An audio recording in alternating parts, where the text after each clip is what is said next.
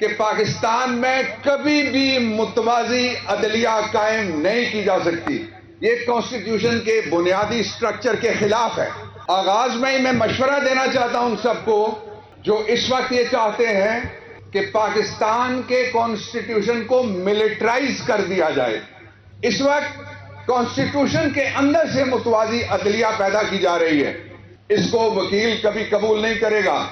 اگر کوئی چھک مارے گا، اگر کوئی شب خون مارے گا، اگر کوئی کانسٹیٹیوشن کو ملٹرائز کرے گا تو اس ملٹرائزیشن کی کوئی عمر نہیں ہوگی. صرف ایک چیز ہے جس پہ قوم متحد ہے اور وہ نوشکی سے لے کر نوشہرہ تک، کہوٹہ سے لے کر کوئٹہ تک اور کراچی سے لے کر خیبر تک قوم متحد ہے، اور وہ ہے پاکستان کا متفقہ اسلامی جمہوری فیوچرسٹک آرگینک کانسٹیٹیوشن آف 1973.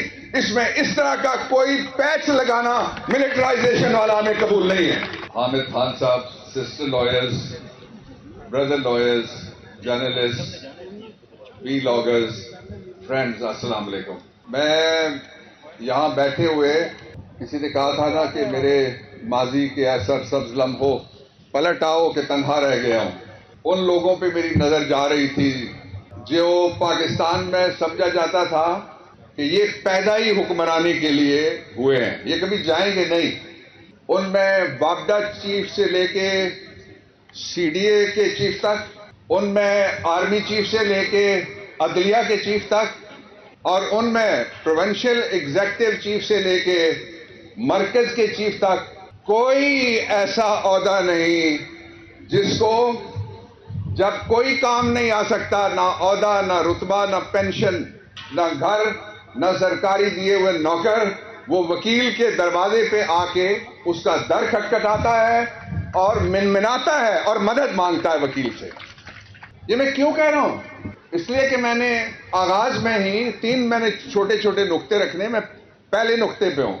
آغاز میں ہی میں مشورہ دینا چاہتا ہوں سب کو جو اس وقت یہ چاہتے ہیں کہ پاکستان کے کانسٹیٹیوشن کو ملٹرائز کر دیا جائے. بڑا لمبا عرصہ لگا کے میں اس کمیٹی کا واحد ممبر ہوں جو اس کنونشن میں موجود ہوں، جنہوں نے بڑا لمبا عرصہ لگا کر اس کو جب پہلی بار ملٹرائز کر کے ایک نام ڈالا گیا، وہ نام نکالا تھا، وہ نام نہیں رہ سکا کانسٹیٹیوشن کے اندر.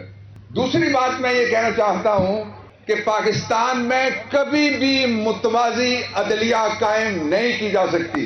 یہ کانسٹیٹیوشن کے بنیادی سٹرکچر کے خلاف ہے اور یہ عدل کے بنیادی تصور کے خلاف ہے.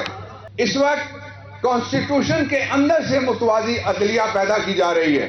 اس کو وکیل کبھی قبول نہیں کرے گا، اس کو بار کبھی قبول نہیں کرے گی، اور مجھے یقین ہے اپنے باضمیر ججز پر کہ ان کا ضمیر بھی خاموش نہیں رہے گا. وہ بھی تماشائی بن کے یہ تماشا نہیں دیکھیں گے.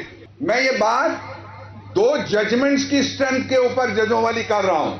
پہلا یہ کہ انہوں نے این آر او اڑا دیا تھا.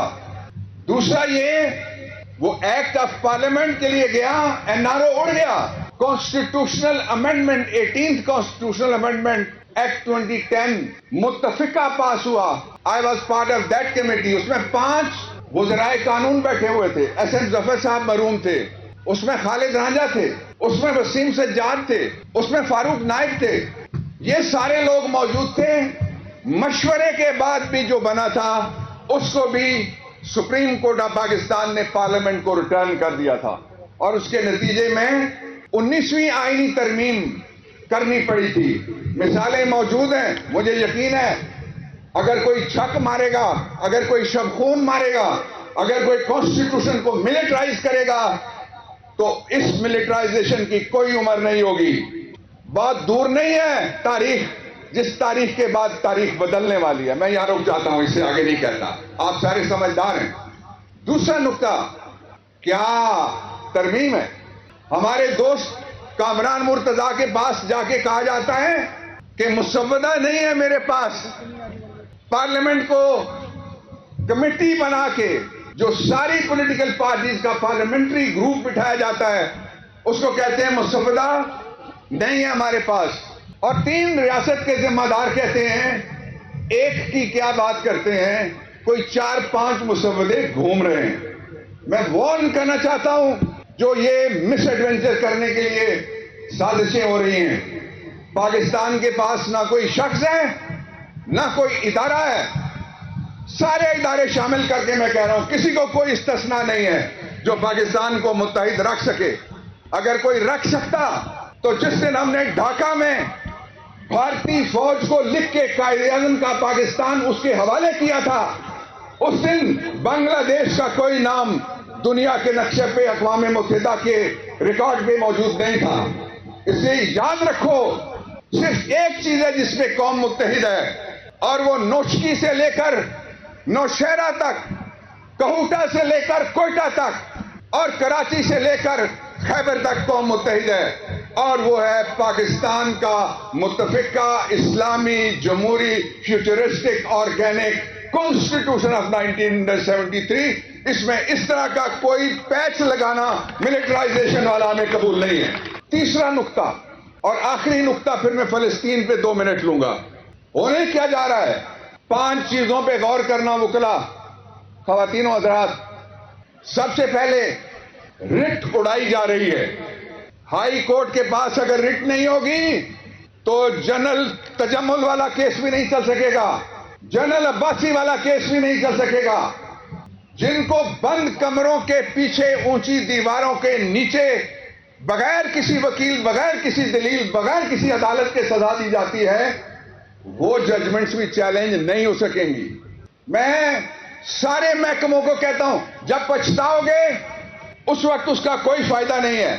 جو پاکستان کی سول سروس ہے اس کے لیے رٹ کا راستہ بند ہو گیا, تو جو ہم ان کو انجنکٹیو آرڈرز لے کے دیتے تھے, جو ریسپائٹ لے کے دیتے تھے, جو ریپریو لے کے دیتے تھے, جو ان کو سٹے لے کے دیتے تھے, وہ ختم ہو جائے گا. رٹ کوئین آف انگلینڈ کے زمانے میں شروع ہوئی تھی, پاکستان میں آئی تو کانسٹیٹیوشنل ڈسپنسیشن بنی. 5 ہائی کورٹس سب اپنی اپنی ہمت کے مطابق, اپنے اپنے شعور کے مطابق رٹ کے ذریعے سے لوگوں کو اس وقت فائدہ دے رہے ہیں. پاکستان کے روکنے والے سارے گن لیں 35-40 لوگ ہوں گے جو یہ انجینئرنگ اور کانسٹیٹیوشن کی ریورس انجینئرنگ کرنے میں لگے ہوئے ہیں. لیکن پاکستان کی سروسز میں سے, خواہ وہ پروونشل سروسز ہوں, لوکل اینڈ اسپیشل لاز والی ہوں, یا سینٹرل سروسز ہوں, سب کے لاکھوں لوگوں کے لیے 5 ہائی کورٹس میں رٹ کا دروازہ بند ہونے جا رہا ہے. یہ ہم قبول کسی صورت میں نہیں کریں گے. رٹ ہے, رٹ رہے گی, رٹ چلے گی, کانسٹیٹیوشن کی رٹ چلے گی.